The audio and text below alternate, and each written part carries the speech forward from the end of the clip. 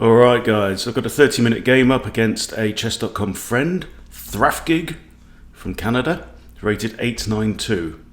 And I'm going to go, let's go kind of classical. So we've got e4, e5 on the board. This is a 30-minute rated game, so if I win I get 1 point, and if I lose 15. But the point of this is to look out for somebody who's rated around the 900 mark and to think what are the areas where they could improve, and that's assuming that they don't completely wipe the floor with me. Okay, so we've got the Italian game on the board. e4, e5, knight f3, knight c6, and then the bishop comes out to c4. And black has responded with a fairly quiet pawn move, but it's a decent move, it's sensible. It releases this bishop out into the board, reinforces the pawn here on e5. So now we've got some options. I'm going to go kind of Scotch style. I'm going to play d4, mix things up a little bit. If he does nothing, you see I now have d5, kicking the knight, which will gain me a tempo because that knight that's already developed is going to have to move. So black is spending move 5, probably having to move his knight, and that means he doesn't get to spend move 5 developing a piece. Now I of course have also spent my move 5 pushing a pawn that was already out on the board as well. So it's not a huge difference, but let's say, you know, if the knight comes down to here, I've got ideas of kicking the knight again, force it to move again. I think this is quite likely. Knight to a5, threatening the bishop here. Oh, we have a counter threat. Now, this doesn't make sense to me. And the reason is because it's my turn. I can capture the knight. Okay, let's say he captures my knight, and then I can just win back the bishop with a queen. So surely I've just won a piece. Okay, I could take with a queen now, or I could take with the g-pawn. They each have their merits. I think the pawn side here on black's queen side is going to be very messed up shortly. Either I'm going to take that pawn or it's going to take me. Okay, so I can't see black's king going that way. I think black's king is going to end up here on g8, provided black gets the castle. Now, if that king goes to g8, then would it be a good idea for me to capture with a g-pawn so that I can move my rook over to g1, looking up that semi-open file? That seems to make sense. I think, you know, queen takes is perfectly good as well. That means this knight can't move because then we've got queen f7 mate. Decisions. I'm going to capture with a pawn to keep things interesting. I'm expecting pawn takes c6. It would be a big mistake not to. And that also means that I am likely to have a rook there on b8 looking down at my king, which would be interesting. However, the difference is if I cancel queenside, my king's going to end up on another dark square. It's going to end up on c1. And if the rook is here, then the semi-open file isn't looking exactly where my king is. Okay, so let's bring out a bishop with a pin. So I want to develop now. I want to get my knight out and want to get my queen somewhere. Interesting. So this is curious. Okay. Now if I take with the pawn, he can recapture with the pawn, and he's then just undoubled his pawns. I would much rather if he took my pawn on e4 and then I get to take back, and I've undoubled my pawns. The knight is pinned so it can't recapture. So I'm kind of tempted just to drop my bishop back maybe to b3. I like having it on this long diagonal here. So I think bishop there is fine. Pawn takes is great for me. I don't have a problem with that. Still got a pin on the knight. Any undefended pieces? This is a useful tip. It's just literally to colour in these key tensions in the game, and anything that's undefended or underdefended, you know, just highlight it, because when you highlight it, it might reveal a tactic to you. When you go, okay, well, if that piece is pinned, then if I move this to here, blah blah blah. Okay, I'm just gonna break that with my knight, so this has actually given me the opportunity to develop a piece. Can't see bishop takes knight, queen takes knight. I can't see black going for that idea. I could also now block as well with a pawn. But, you know, I'm wanting to put my king here, so I'd rather keep my pawns nice and tight.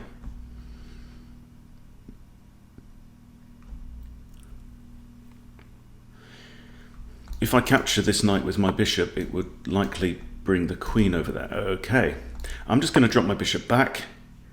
This pawn is undefended, so if he kicks again, which I think would be an error, I can just drop my bishop back here anyway. All right, well... Okay, now let's move the rook across. This means that not only is the knight pinned to the queen also cannot move from the defense of the knight either. Yes, the knight is defended by a pawn, but no, the knight isn't defended by a pawn if the queen moves. Okay? Oh, it's not defended by a pawn. It's only defended by the queen because this pawn is in an absolute pin from my rook. So that pawn cannot leave the g-file. Okay. Right, this means we've got two attackers, one defender on there. Not a problem. If I take here, knight takes, queen drops. I don't see any problem with capturing on e4. So it hasn't been a particularly good morning for me so far. I've played 2 games, lost 1 straight out of the opening. Really got my arse handed to me on that one. And in the second one, I went behind a bishop. And what I did was I played for a draw in that, which is a strategy that I don't think I use enough. So I might make a video about that particular idea. Okay, so the queen has moved and it's still defending the knight. First thing that comes to mind is a rook lift. However, if I lift this rook and move it there, then that breaks the pin on this pawn. And my ideas are out the window. So what do I want to do? I think maybe move the queen, castle, and that puts the rook there on d1, which is a really cool place for the rook to be. So let's stick the queen here. I'm just checking for threats before I release the piece. Okay, bishop takes, I've got queen takes, king takes. You know, he might decide to swap off. Another idea is one of these rooks coming to d8 as a third attacker, but then I simply castle, putting my rook on d1, and I think we're safe. Oh wait, maybe we're not actually. If he has 3 attackers with a rook, and I castle, that's actually taking my king away as an attacker, because oh no, my king will still be here. That's fine, panic over. King will be there, rook will be there, queen, 3 defenders. 3 defenders, 3 attackers. It does not make sense for black to initiate the trade. I also have c3 to kick this bishop away and remove it from being an attacker, which is no bad thing. I think the bishop would then go to here looking at this pawn. Okay, he's done that, and we know now that we can simply castle. All right, 1, 2, 3 defenders. So let's work this out. Okay, bishop takes, rook takes. What's he going to do? Queen takes, rook takes, king takes. Everything's just off the board. So the point is here that because there are equal numbers of attackers and defenders, and because the piece being captured is of equal value as the first attacker, it is not in black's interests. Black doesn't gain by initiating the exchange there. So I do have options here of a discovery. So let's say this knight moved, say, to there. I'm attacking the queen. Queen takes, rook takes queen. If rook takes rook, you know, it's losing for black either way. So I think that's a nice move to pull now. If bishop was to come into here, I can just capture it with the knight. I think that's fine. I think this just adds a bit more pressure with check, so not check, but attacking the queen. I could have moved my knight to here, to f3, also addressing e5.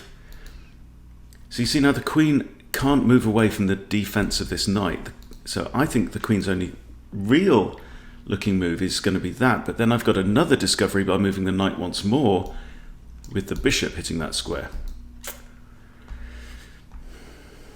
I can also choose to swap off rooks, but there's no benefit to doing that. I certainly don't want my rook to have to move away from the G file. So I'm actually more likely to move my rook away from there. Okay. Oh, that's another square. This is good. So the queen's still defending the knight on f6 and still defending the pawn on e5. That was a decent move by my opponent.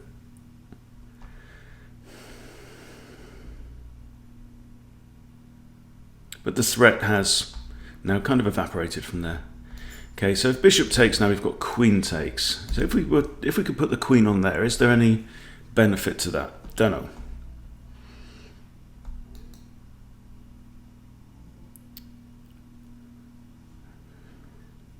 That was the best move.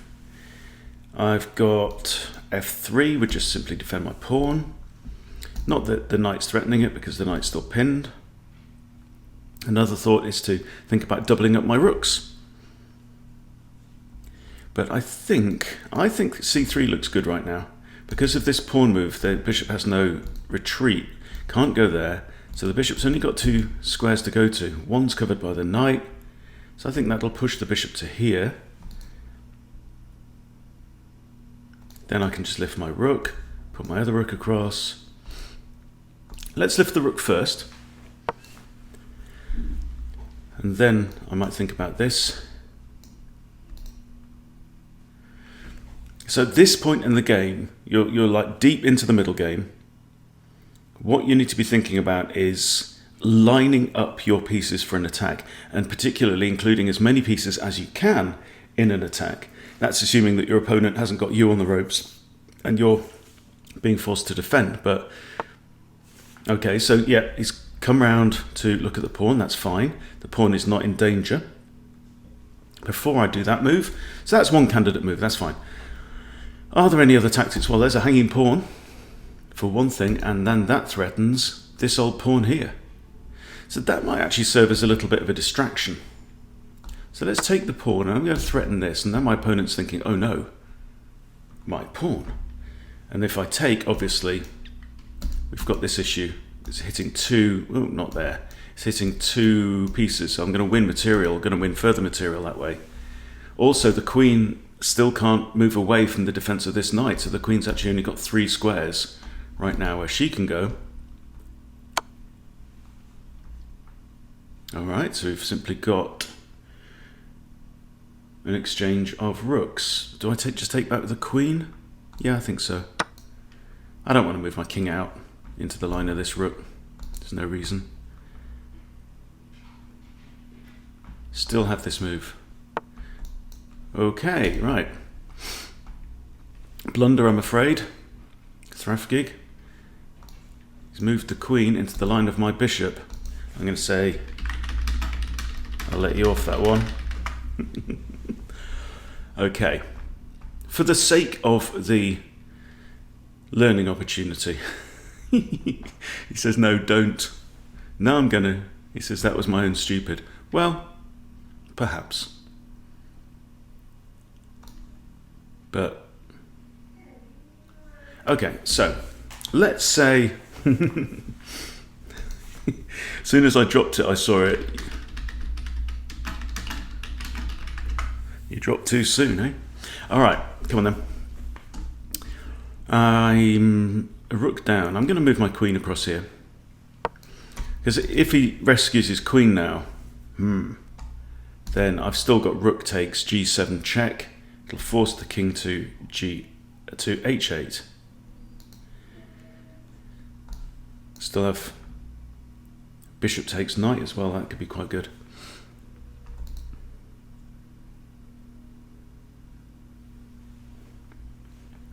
So I'm up a piece anyway.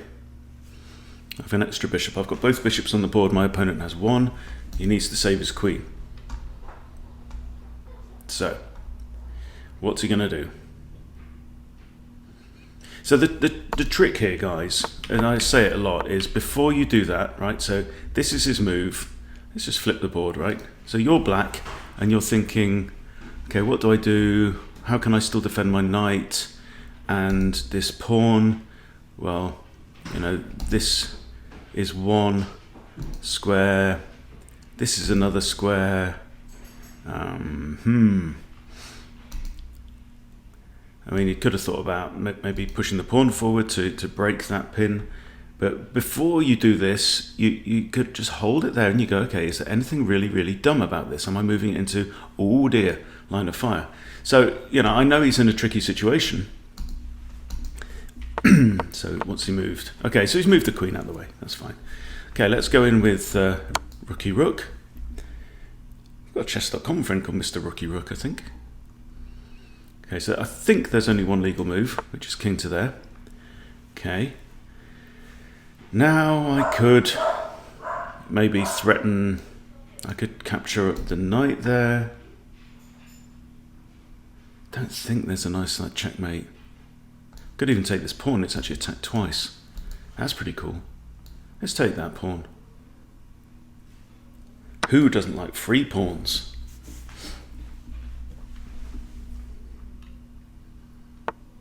Yeah, that's the move I thought you might make.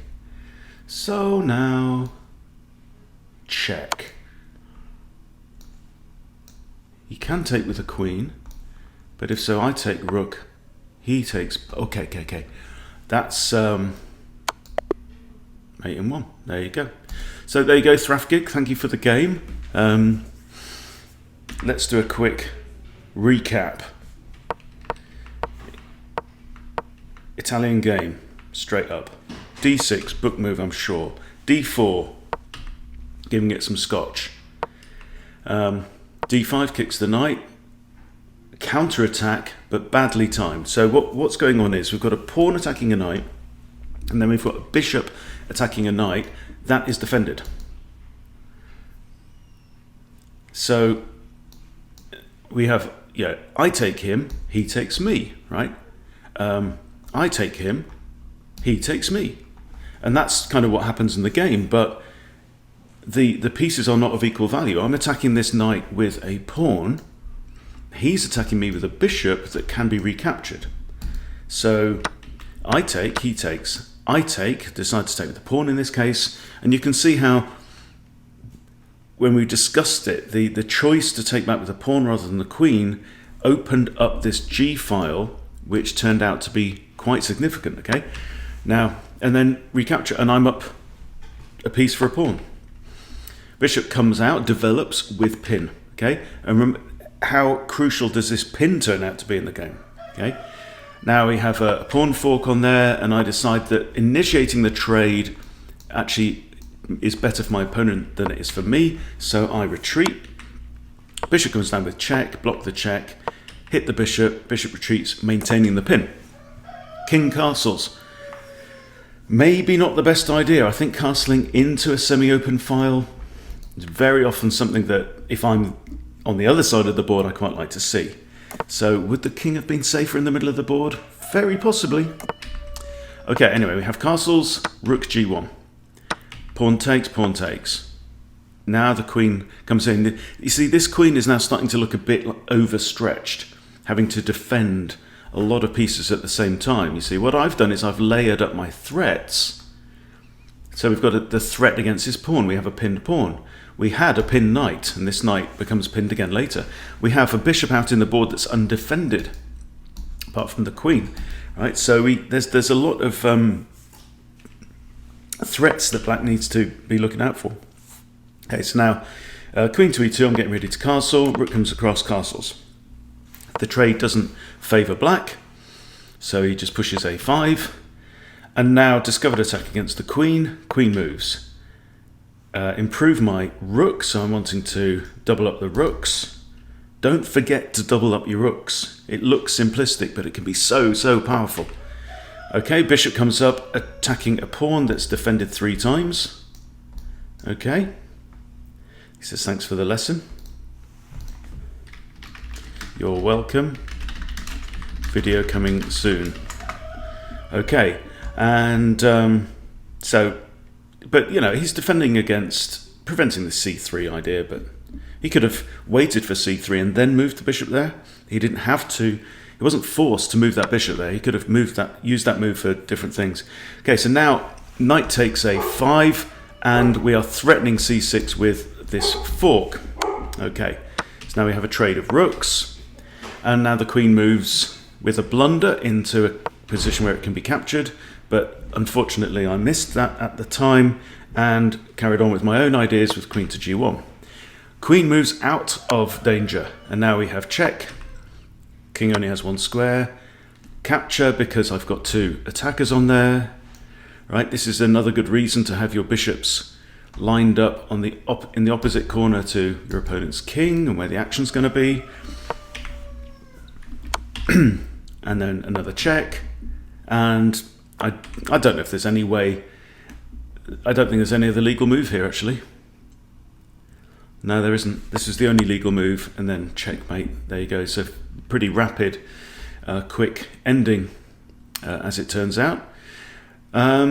So you know, as you work through this, can you see the difference between someone rated just under 900 and someone rated just under 1500? Okay, I think. Yes, there's the layers of tactics that I can see just like one step further than my opponent maybe, or two steps further. But other than that, I think the idea of choosing your moves in such a way that they layer these potential ideas and potential threats in the future. And all of this comes from the opening. It really, really does. Right? So let's quick review again. Bishop here, okay, is looking down at the king side. Kick the knight, error. And I decide to capture here with the pawn, not the queen, giving myself the possibility of this. Because of this arrangement now, I can't see this king going over this side of the board. If he's going to go here, I want to be ready. Okay, this is a pin, tactical idea. Bishop retreats, maintaining. I think I even said so at the time. I like this diagonal. I want to stay on it. And this is a half threat. It's not really a threat. Maintain the pin against the queen. So, you know, my bishops are both doing useful jobs here. And they like to be towards the sides of the board. Bishops in the middle of the board end up looking at the sides. Okay, so castles, lining up my rook, creating another pin, creating another threat. And what that means is that this lady now cannot move away from the defense of this knight, because if she does, I capture, pawn can't recapture. Bam, bam, bam. Okay? So it's just another constraint. My opponent is now finding himself tied in knots a little bit. And I haven't done anything genius or spectacular. This is solid stuff. And this is simple calculation. I'd figured out that after I castled, my king would still be defending the knight. You have three defenders, that would be fine. Okay, so I wasn't afraid of this move, so I didn't have to respond. You know, if this move would have been very dangerous, at this point I could have played c3 and removed the bishop from the conversation. Okay, but as it was, perfectly happy. So this move, I think, was maybe a waste of a tempo for black. I don't know what black should have done at this point, but you know, to come down here when it's an isolated pawn, I could have just captured it straight away on there. So I'm not quite sure what he's doing here with that move. Anyway, discovered attack on the queen, getting ready to double rooks, and now again maybe a slightly premature bishop move. This wasn't forced. I hadn't played c3. And now, I mean, why am I able to take that pawn? I mean, partly because he's only just moved it off a7 where it's a little bit safer. Okay, so I get the pawn, and that also gives me an eye on this pawn. And now black's having to respond, so we have a pointless exchange of rooks, and now the queen moves there. So you can see it's not. There's nothing spectacular going on.